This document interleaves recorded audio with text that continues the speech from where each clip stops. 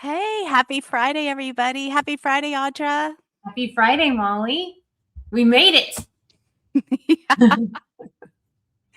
Yeah, I know it's been a hot week in most of the country, right? Like crazy high temperatures. But yeah, happy Friday. Yeah, we're here doing our favorite thing that we like to do every single week and spend it with you guys. Yep. Okay, so what are we doing here?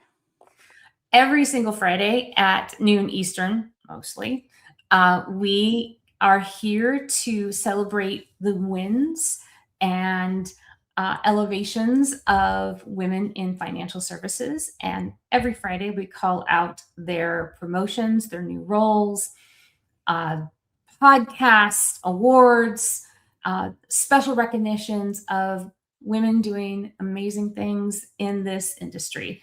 And we want to call them out and celebrate them and with all of you, because we believe that if you can see it, you can absolutely achieve it. So that is what we do every single Friday.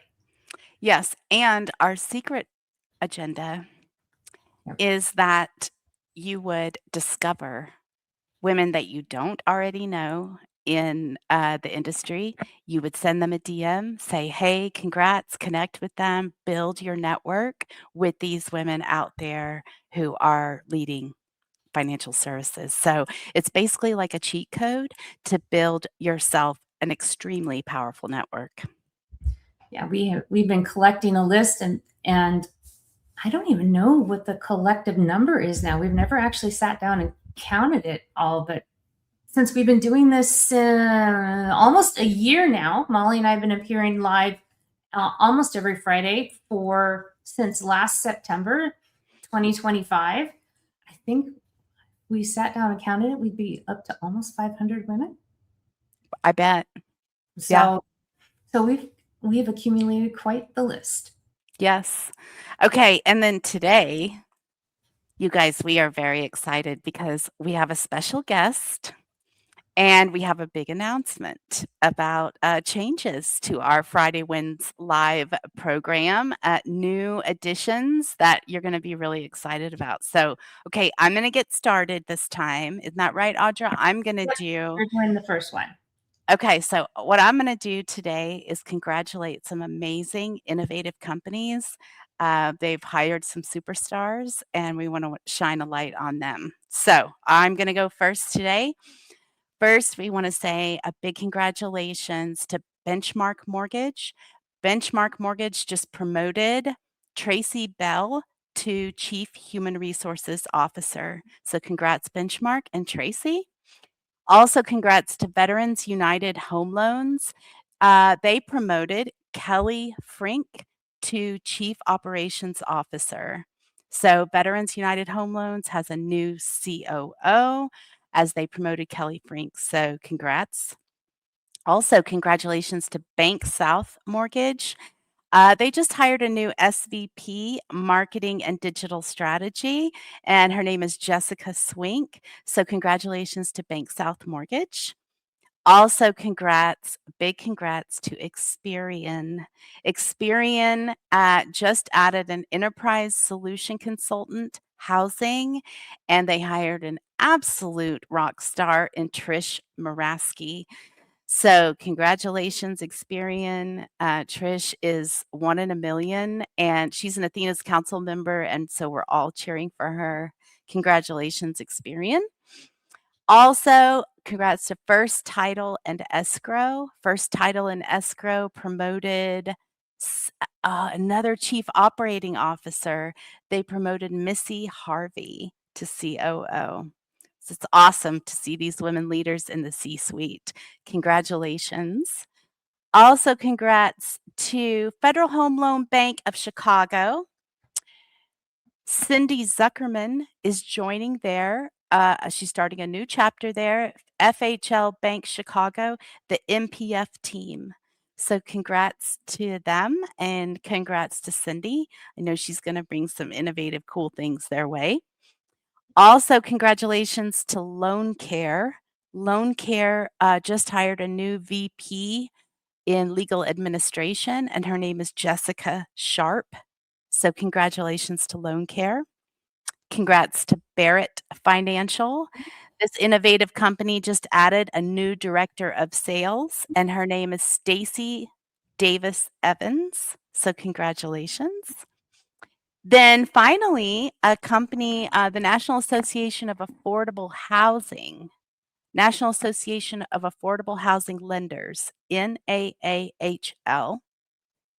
They just named a new deputy director and a senior director of communications. So the deputy director is Ariane Parks, and their senior director of communications is Megan Lynch Collins.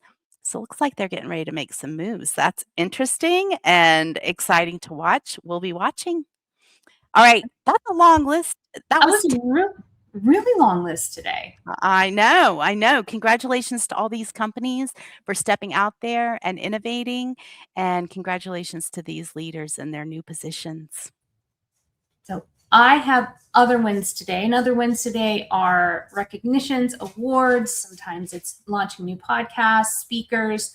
So today what I have is we're going to start with a recognition for Melanie Cornelius. She has been recognized for Empower's Visionary Awards nominee. She is in the inaugural class. So this is a new awards for Empower. So congratulations to you. That is brand new. So I guess they've never done awards before. So that is very exciting. So we'll get to see where this leads. Also, another award goes to 2026 Housing Wire Women of Influence to Kelly Frink. Next is a business milestone. Oh my goodness. This is your friend and mine. This woman never sleeps. This is for Monique Schuler. If you've not connected with Monique, please do so because she is brilliant. She hosted Athena Council's inaugural Forge session. She put on Bolt's Vericore systems in front of industry leaders for live feedback. So this is her system that she created. She brought it into the Forge for the Athena's Council to take a look at her system to basically give feedback before she launches it live into the industry.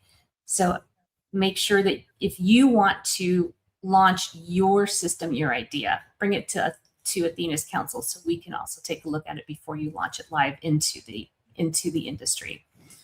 Next, a conference speaker leading NISMO's Fall Summit Workshop, August 24th, is the AI Governance in Action Implementing Frame, is again our own Brooke Anderson Tompkins. If you have not seen her speak before, she is an AI expert. Make sure you go and see her speak if you're going to the NISMO Fall Summit. Another award for the 2026 Housing Wire Women of Influence is Megan Handy. She's also Athena's Council member. And another 2026 Housing Wire Rising Star Award goes to Megan Peeler. And for a fellowship award, she's named the inaugural Senior Fellow, Center of Affordable Housing Lending in NAAHL's Policy Research Partner, which didn't you just mention something on the previous slide on new roles? Is that the same one? I did. Yeah. So they added a deputy director and a director of communications and started a new fellowship, Julia Gordon. Yes, Julia Gordon. And if you don't know Julia Gordon, she is the former director of housing, if you don't recall, under the former administration. Oh. Yes. Nice context. Yes. I'd reach out to her if you're not already connected. I would do that. And last, but certainly not least, Abigail Villegas has a discount code for ACT in Dallas, August 12th through the 13th. So reach out to her and she will give you a discount code for that event. Yes, that's great. That's a great opportunity for anybody around DFW who wants to get in the room. The mortgage collaboratives, they have a tech meeting. So if you want to get in that room, DM me or Audra or Abby Villegas. Thanks, Abby, for the hookup. Okay, big news. We are very excited at Athena's Council. We're growing. You've probably seen it on LinkedIn. And in order to really support the growth, we wanted to name some leaders to help us develop our careers and build our influence. And we could not be more excited. We have a new founding chair, industry intelligence, and that is her title. And she is an expert at connecting the dots. Like this headline, that headline, this headline. What do these mean for us? What is it? What should we really be paying attention to? That's what this chair does. And we could not have a better founding chair for this role. Her name is Dana Georgiou, CMB, and a bunch of other initials too. And we have her here with us today. What we're going to do is start bringing her to share with all of us what she's seeing in the news, to share these important kind of connections between what you're hearing and seeing and what it really means for us and what it really means for your career. So to have this, the wisdom of this industry intelligence in Athena's Council is it is a big win, a big honor. So thank you so much. We're going to bring Dana Georgiou out now, and she is going to share with everybody what she's seeing, what matters. And so thanks, Dana. Thank you so Yeah. much. Good morning, good afternoon, depending on where and when you're listening. I am so excited, to take on this role with Athena's Council. Again, Dana Georgiou, I'm the Chief Revenue Officer at Dunmore. And so when I get opportunities to be a part of other things, to deliver information out into the market of how I see it from my seat as a revenue officer, how I see it as a woman in mortgage, and probably really even, more importantly, just to kind of sometimes demystify some of the things that get put out there, right? Because every publication, every reporter loves to put those attention grabbing headlines out there, and we can easily get sucked in. I know I do. And so when I see something like that, I'm like, is that really what it's supposed to be saying? Is that really the message or takeaway that I want from that? So that's really what we're going to do every Friday. Is I'm just going to pick up different headlines, different things that are impacting the market. And this is going to range across financial services. But this week is really going to be focused in two really key areas, and they both kind of actually connect in interesting ways. So the first is the Road to Housing bill. This is a bill that just got passed by bipartisan, while our current administration kind of and let it pass on through, right? So let's talk about that for a few minutes, right? Because really what I want the headline to be is the new housing law and what the headlines got wrong. So listen, I think everyone may be aware by now, it's been out there for several days, that Congress just passed one of the most talked about housing laws in years. And I'll be honest, when I first saw the headlines, I had questions, and they were pretty big ones. So I wanted to cut through some of the noise and tell you exactly what this law does, and probably maybe even more importantly, what it doesn't do, and maybe what it means specifically for investors and landlords. That's kind of a pocket takeaway, because I'm going to tie it back to the other kind of headline. And so why I'm specifically going to be talking about the investor piece in this bill. So the 21st Century Road to Housing Act just became law, and the vote, girls, it wasn't even close, right? The Senate was 85-5, and the House was 358-32. And I'd really like the names of the ones that were the outliers and didn't vote affirmative, because I'm going to tell you, if any of those guys are in Texas, they're going to be hearing from me. We have got to be a Congress that is focused on affordable housing in this country. So those little outliers should be hearing from their constituents. Anyway, I digress. So let's think about that for a second. When was the last time that any of us heard that Congress agreed on anything from a bipartisan perspective? Never. Yeah. I mean, in this current administration, the last administration, the divide has just widened and widened and widened. So the fact that this is passed with that kind of bipartisan support, it tells me something important, that housing in this country is that broken. Because both sides looked at this and said, yeah, we've got a problem. And so I think that alone is worth talking about. So let's do some headline versus the truth. And I think this is where it kind of gets interesting. So one of the headlines, I've been seeing in regards to this is Wall Street banned from buying homes. I mean, that's an attention grabber, right? It sounds great and it makes for a great social media post. And people have been sharing it and they've been cheering it and they've been reposting it, but it's not really what happened. And so that's exactly what I wanted to talk about today, is kind of the gap between the headline and what the actual law is, and where people have kind of gotten confused, especially investors, and where they need to pay attention. So what the law actually does, here's the truth.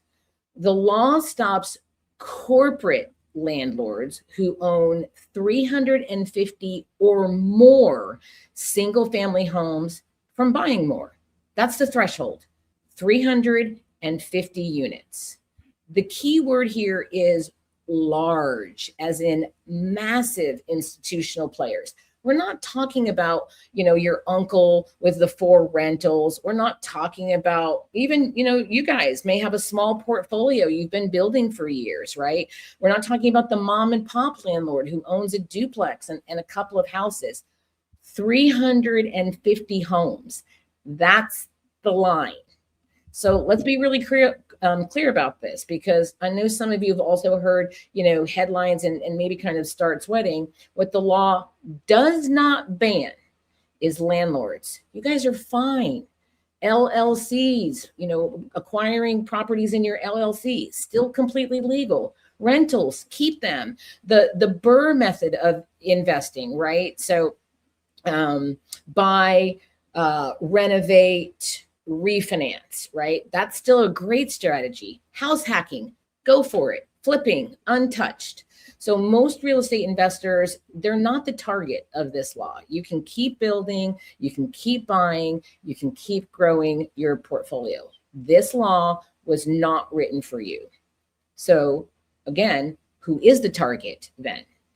Giant institutional funds that have been sweeping through the markets and buying up every move-in ready starter home in America, usually all cash, at or above asking price. So before the first time home buyer has even gotten a chance to schedule a showing, that property is gone. And so honestly, I get why Congress went there. A young family trying to buy their first home and a multi-billion-dollar fund are not competing on equal terms. I think we could all agree to that, right? It's just not a level playing field. It's not market. That's a mismatch. And that is one of the things that this law is trying to address. So what the headlines will probably skip, right? There's a lot of coverage that it's going to leave out, but important, especially for investors to understand. So big funds can still build new rental properties. They can still buy distressed homes. They can still flip properties. And here's a real interesting nuance. They can buy from each other. So if one big institutional player decides that they want to, dump 400, out of their portfolio, another institutional investor can buy that directly from them. And this law has no impact whatsoever. So the headline about Wall Street being out of real estate, it's all for show, right? That is not happening here, because they still do have plenty of room to operate. So we started this with okay, well, what does that mean to you? So let's bring this idea, kind of in and home. What does it actually mean for an everyday investor? Well, if you're a small to mid-sized investor, nothing changes. Keep going. If you've been waiting on the sidelines because you felt priced out by institutional buyers, this law may actually open up some inventory. And so from a first-time home buyer perspective, you should definitely be re-engaged. And if you work in lending or real estate or financial services, expect your clients to have a lot of questions about this. So be ready with the answers.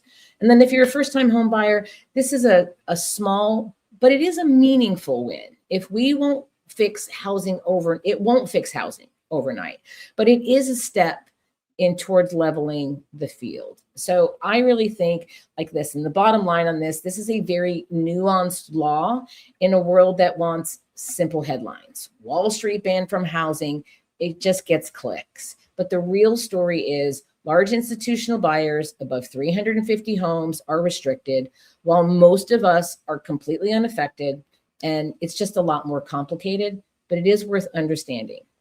Here's the bad news. Housing is still broken, even after this law, right? This one piece of legislation is just part of a much bigger puzzle. But I think knowing exactly where it changed and what it didn't is really how you're going to stay ahead. So hopefully that's meaningful. I actually just put a 7-post series out on LinkedIn as part of this dialogue. So 2 of them come out today, and then over the next few days, you'll see the rest. Now, for the second headline, because this does tie into investors. And that was the big announcement of Kyavi selling for $717 million, right? This is a joint effort between Figure Technology Solutions and Sixth Street, right? So Figure is acquiring the technology and the operating platform, right? Like that's their play. They want to drive, more of that first lien type of production. So the $717 million transaction, that adds more than $7 billion in annual first lien volume to Figure's marketplace. Like that is huge. And so let me dial this back a second. So, listen, Kyavi is a very well-known name in private lending. As a matter of fact, they've held, the top spot as the #1 lender in private lending for the last few years now. But really interesting is it's only been about a total of 11% of the total private lending marketplace. So in private lending overall, probably not a really big shakeup that, Kyavi has made this acquisition. And then there's a lot of noise around like $717 million doesn't seem like a whole lot of money for what these guys are getting, right? So again, $7 billion in first lien volume to Figure's marketplace. What Sixth Street is acquiring is the balance sheet assets. And that is meaningful because, that's servicing revenue. It's a line of sight to every single customer that Kyavi has boarded. So this is a big deal and something to pay attention to. And specifically, kind of tying it back to the road, to housing, right? When we talk about investors, Kyavi's book of business is really those small mom and pop, types of investors, right? Single family, they're buying, they're fixing, they're flipping. Their average loan size at Kyavi is around the $350,000 mark. So they've really focused on a lot of middle America. So the road to housing bill has no impact whatsoever on their clientele and how they're going to continue to grow. So just a little, fun facts. The acquisition highlights Figure's growth, emphasizing on their first lien lending. The company started that segment and it's grown about 2.5 times year over year since 2025. And their projected first lien loans will account for more than 40% of the consumer marketplace volume by 2027. So they are somebody to pay attention to. So that's all the market intelligence that I am bringing to the table today. I love being part of Friday Wins. Thank you for the honor of putting me in the founding chair position of this. I can't wait to see what next week brings and the headlines that we either get to talk about or we get to go, those are just headlines. Well, I got Thank you. two questions. Yeah. Two questions, because I can't just sit here and not think. Two questions. One, first headline. Now that bill is in place, and I know it's a tiny drop in this big giant ocean, do you think that might help spur builders to start building first-time homebuyer houses again? So my hope is yes, right? Because that's kind of the caveat out of this is, these large builders still can build. They just can't go and buy, inventory and grab that and then put it into the rental market. So yeah, I'm hoping that this does, spur some new inventory, from builders. The real challenge isn't this bill, if I'm being candid, from my, perspective with builders, it's the cost to build these days, right? Like the permitting and planning, the cost to do that has risen 20x in permitting and planning. Like these counties are making it so difficult for new builds to happen, and the cost, and the builders can't absorb all of that, so it gets passed on to who? The consumer, right? The home buyer. So that's definitely a limitation. So I think until we get some really good, controls and start pulling in some of these cities and these counties, in their practices, that it's probably, going to continue to at least limit, especially some of the smaller to mid-sized builders, right? And those are the guys that I work with primarily. So that's a great question, Audra. My second is just an eyebrow raise at 6th Street. That's all I'm saying. Yeah, what are they going to do with it? I mean, what do you think their going, plan is to do with it? So I don't know if you remember in the 80s, there was either a song or a commercial or something that said things that make you go, this is a thing to make you go, So yeah, there's something to be watched there yet. I mean, listen, they have publicly released about being part of this acquisition. They really haven't put a whole lot of color out there in regards to what their intentions are with our daughters. I'm going to be watching. Yeah, we will be watching. We're looking at you, 6th Street. We are looking at you. That's interesting. Thank you, Dana, so much for, your generosity and sharing your takes on this is going to help so many of us. And just thank you so much for joining us and giving us the lowdown.